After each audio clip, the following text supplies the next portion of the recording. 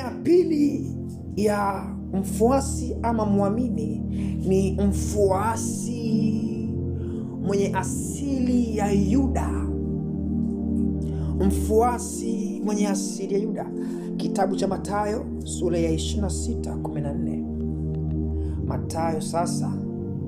Mathayo 16:24 inasemaje? Nasema Mathayo 26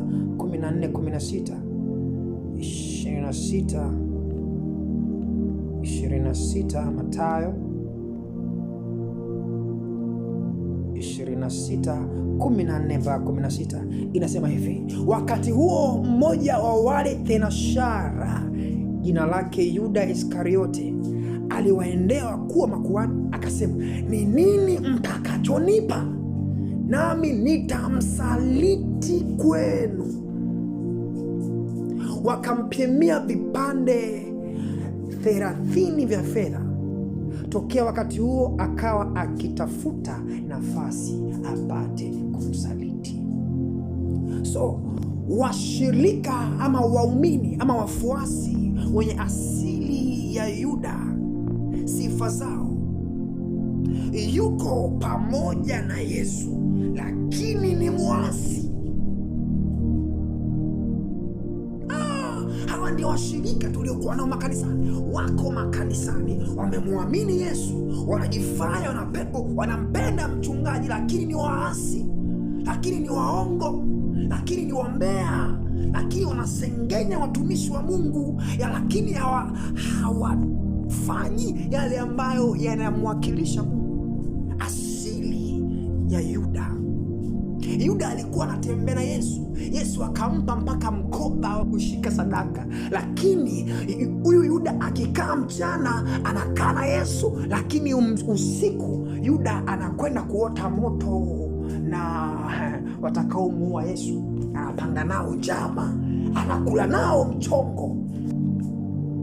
Hao ni washirika ambao tuko nao makanisani wenye asili ya Yuda. Alikuwa ni mwanafunzi, lakini moyo wake haukuwa mwaminifu kwa Kristo. Alimfuata Yesu kwa nje, lakini kwa ndani ana faida zake binafsi. Wako waumini ambao wanafuata watumishi kwa nje, lakini kwa ndani wana faida zao, wana vitu vyao wanavitaka.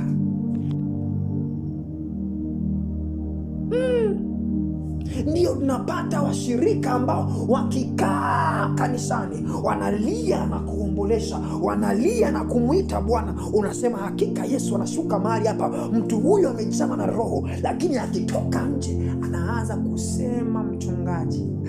Anasema yule mchungaji, bwana, mimi nitamuama, mimi simuelewi siku hizi, mwaya haeleweki. Lakini mtu huyu alipokuwa kanisani, ukimwangalia unasema huyu ni mama mchungaji ama, lakini akitoka nje ni mtu mwingine. Washirika wenye asili ya Yuda. Wasaliti upo nao katika huduma, lakini wasaliti. Wako na wewe kanisani, lakini wasaliti.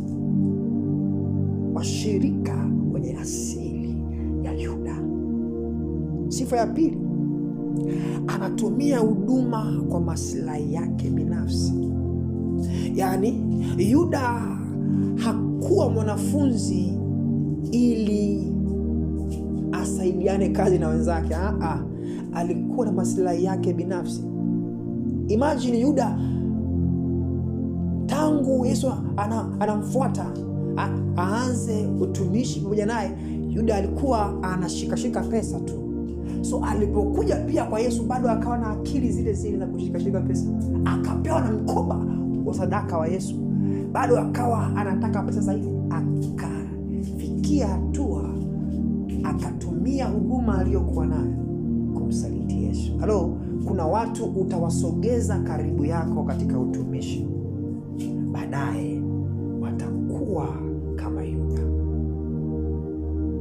Kuna watu utawasogeza karibu yako, lakini baadaye watavua tabia zao, watakuonyesha kwamba hakika mimi ni Yuda. uko nao kanisani, uko nao kwenye huduma, uko nao ofisini, wanakupenda kwa sababu hauna matatizo. Ukipata tatizo wanakukimbia, wanakuacha mwenyewe mtumishi, wanakukimbia. Hawa ni waumini wenye asili ya Yuda. Halo, sasa nikufundishe kitu kimoja leo. Ukiwa unahisi una tabia ya Yuda huyu, ujue ya kwamba tabia hii mwisho wake ni mauti. Ukiwa na tabia hii mwisho wake ni mauti. Yote haya niliyoelezea mwisho wake ni mauti. Ukijiona una tabia hizi, unajifunza kwa Yuda mwenyewe. Yuda mwenyewe alilukaluka akafanya usaliti wake, lakini hakunufaika hata na pesa alizopewa. Alichokiambulia ni mauti. Yuda alijinyonga. Ukiwa mfuasi wa aina ya Yuda, tarajia ya kwamba mwisho wako ni mauti. Hakuna malipo mengine utayapokea ndugu yangu zaidi ya kifo.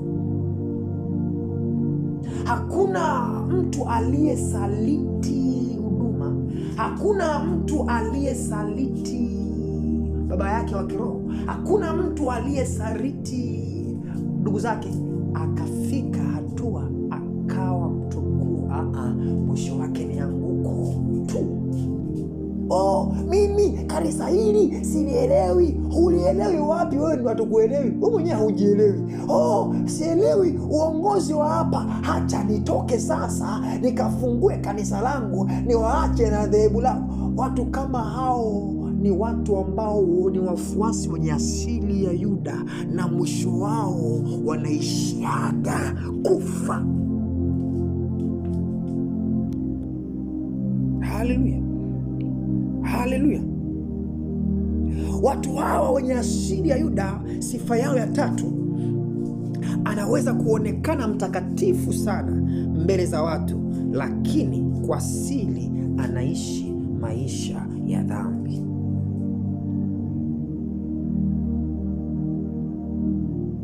Haleluya.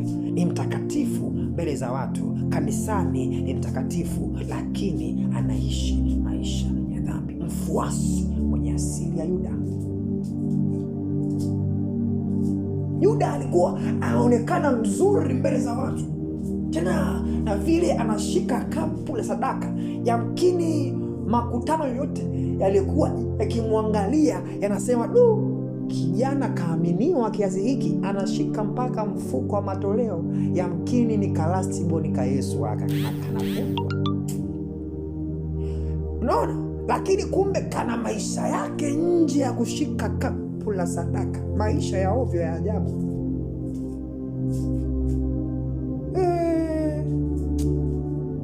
Aya, naomba niende haraka. Ufuasi wa aina ya nne, ya tatu, nakimbia. Ufuasi wenye asili ya Petro. Kuna wafuasi wana asili ya Petro. Luka 22:54 mpaka 62. Luka 22.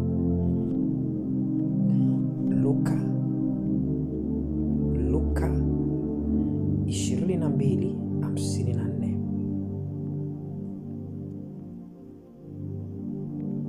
Inasema hivi: wakamkamata, wakamchukua, wakaenda naye nyumbani kwa kuhani mkuu, na Petro alimfuata kwa mbali. Na walipokwisha washa moto katikati ya kiwanja, waliketi pamoja naye. Petro akaketi kati yao. Ndipo mjakazi mmoja akamwona ameketi mwangani, akamkazia macho, akasema, na huyu alikuwa pamoja naye. Akakana akisema, mwanamke, simjui. Basi kitambo mtu mwingine akamwona akisema, wewe nawe mmoja wao. Petro akasema, mtu, si mimi. 59. Halafu yapata saa moja mtu mwingine alikaza kusema, hakika na huyu alikuwa pamoja nawe, kwa kuwa yeye pia ni Mgalilaya. Petro akasema, mtu, sijui usemalo. Na papo hapo alikuwako hata kusema, jogoo aliwika. Bwana akageuka akamtazama Petro. Petro akalikumbuka lile neno la Bwana, jinsi alivyomwambia, leo kabla hajawika jogoo utanikana mara 3. Akatoka nje akalia kwa majonzi. Akalia kwa majonzi. Ukipata muda soma Yohana 21:15 hadi 19. Soma pia Matendo ya Mitume sura ya 2 mstari wa 14 mpaka wa 41. Utasoma sifa za Petro. Wafuasi wenye asili ya Petro ni wafuasi ambao sifa yake ya kwanza, anaweza kuanguka lakini anarudi haraka kuinuka. Petro alikuwa ni mfuasi, alikuwa mwanafunzi mzuri wa Yesu, lakini Petro huyu ana tabia hii. Tabia ya kwanza, akianguka anarudi katika toba haraka. Hawa ni wafuasi ambao tuko nao makanisani. Hawa ni wafuasi wazuri, wafuasi ambao hata akifanya dhambi muda huu, hakika yake jua halikuchi, ameshageuka na kutubu kwa Mungu. Petro alimkana Yesu mara 3, lakini alitubu kwa machozi, akarudi kwa Bwana. Baadaye akawa mmoja wa viongozi wakuu wa kanisa la kwanza. Bwana mwenyewe akasema, Petro, juu ya mwamba huu nitalijenga kanisa. Petro huyo lakini sio kwamba alikuwa ni mkamilifu. Alikuwa ni mtu wa makosa mengi. Yani katika mitume ambao walikuwa wanakosea sana, Petro alikuwa anakosea kupita maelezo. Petro huyu alikuwa anamsababisha Yesu asipande msalabani, ataki, mpaka Yesu akasirika akamwambia, toka nyuma yangu wewe Shetani, maana alijua huyu anatumiwa sio yeye. Lakini baada ya hapo anatubu, akashika na panga akamkata mtu sikio ili Yesu asisulubiwe, lakini akatubu. Anamkana Yesu mara 3, lakini anaanguka, anatubu. Hawa ndio washirika ambao kanisa inapaswa wajivunie, washirika ambao hata kama wanaanguka dhambini, lakini wanaokumbuka msalaba wanarudi. Kwa hiyo kama haupo kwenye asili ya Tomaso, haupo kwenye asili ya Yuda, sasa inabidi ujiangaleje, na kwenye asili ya Petro upo ama haupo. Ukijiona haupo kwenye asili ya Petro, basi tuna mashaka na wewe. Yamkini upo kwenye asili ya Yuda, mfuasi mwenye asili ya Yuda, ama mfuasi mwenye asili ya Tomaso. Sifa ya pili ya Petro, anakubali kukemewa na kurekebishwa. Kai, ona mtu huyu alivyokuwa mwema. Ni mshirika anayekubali kukemewa na kurekebishika. Petro alikuwa ni mwanafunzi ambaye Yesu akimkemea anakubali, anafundishika. Mara kwa mara Yesu alikuwa anapenda kumfunza Petro, kwa kuwa Petro alikuwa anafunzika.